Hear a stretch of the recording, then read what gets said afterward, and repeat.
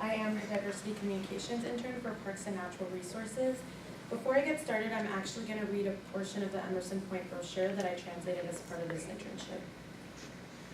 La reserva contiene una variedad de ecosistemas nativos, incluyendo playas, lagunas, marismas, pantanos de mangle, marismas extensivas de grama, hamacas tropicales de madera, playas costeras y bosques. So, how many of you know what I just said?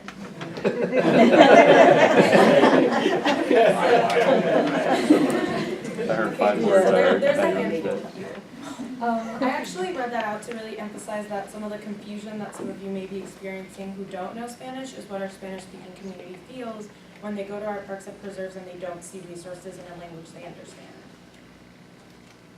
Objectives. So I was meant to research, identify, and implement ways to reach underserved members of our community, specifically Spanish-speaking members, and I aim to do this by translating existing documents and surveying Spanish-speaking people on the preserves. So I translated the following documents. I'm going to hand some out to a few of you, and that includes the Emerson Point brochure, which I just listed out, as well as a marine life identification sheet, which should also be floating around, a special event permit application, and a wedding application, because I think it's important that these spaces are available not just for people who speak English, but for everyone who lives here. The new Emerson Point Preserve sign, which I'm really excited about, because one day I'll get to walk through Emerson Point and see a sign that I translated, as well as an application for Duet. And like I was saying before, I created a survey in Spanish and collected data to see how people who were visiting Emerson Point and Robinson are using those spaces and how to get them to come out for more volunteer education programs. So these are some images of me out on the field. I'm going to specifically point to this burrowing owl. It's a cute image to really highlight that this is some of the conflicts that I experienced while translating. There's a few names for how to say the burrowing owl in Spanish, and there's actually 13 different common names in Spanish. And this shows that Google can't do my job. There's various different types of Spanish, and it's very context specific, so I had to figure out which kinds of immigrants are in Manatee County, what kind of Spanish are they speaking, and which words are appropriate to use in these documents that I'm translating. Why is this important? So why am I here? Here for accessibility purposes, as well as to put us on par with other educational leaders. There are other places like the Museum of Florida History in Tallahassee that already has all of their interpretive signage translated. So we want to make sure to keep Manatee County competitive with these other places in Florida.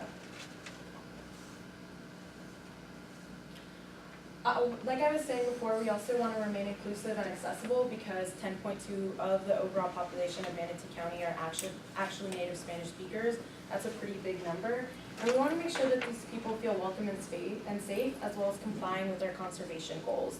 We have interpretive signage at our preserves that say, keep your dog on leash, don't walk off the trails. And if they don't know what those signs are saying, they're less likely to keep those areas protected. We also know that they'll be more active in programming and be active in other parts of the community if they feel like we're making an effort towards them, and that goes hand in hand with invest in Manatee County. When I say invest, I don't just mean a financial investment, I mean an emotional investment. If they feel like Manatee County is making an effort towards them, they're going to want to become involved. They're going to want to volunteer. They're going to want to invite their friends and their family to Manatee County to really say, hey, this is a great place to live. They care about us. Suggestions for the future. So like most of you know, this internship was time sensitive. It was a summer internship, so there are still a couple of documents that need to be translated, like some of the interpretive signage at the preserves. I also think translating is a really great start, but to cultivate this idea of inclusivity, we want to make sure that we do additional steps, like having bilingual programming, bilingual rangers, having programming for children in both English and Spanish. This is actually something that I learned when I went out to survey. A family really emphasized, hey, we really want to have programming for the kids and also for myself in both languages.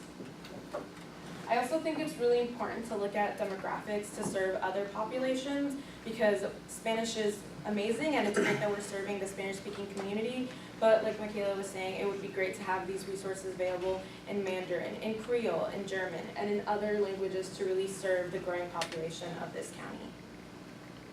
Internship experience.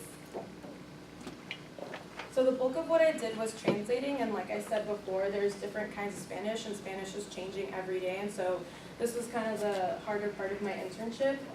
I also conducted surveys, and this was something that was new to me. I had to be mindful of people's time and privacy because I was going up to them at the preserves and asking them to answer a couple of questions on their weekend, and so I wanted to make sure that I was being mindful of that. And I also learned information that I didn't expect. I didn't just learn information on the questions that I was asking, but I learned information like some of them didn't even know that these were preserves, and so we really have to emphasize that these aren't just recreational areas, these are spaces that we're trying to protect to them. I also consider this internship to be doing work that's generating inclusivity. I consider it an advocacy position because I'm helping out a population that's underserved, not just in this area, but that experiences marginalization on a national scale. And I felt really grateful to be able to do outreach and provide resources for this population. Thank you so much. Are there any questions?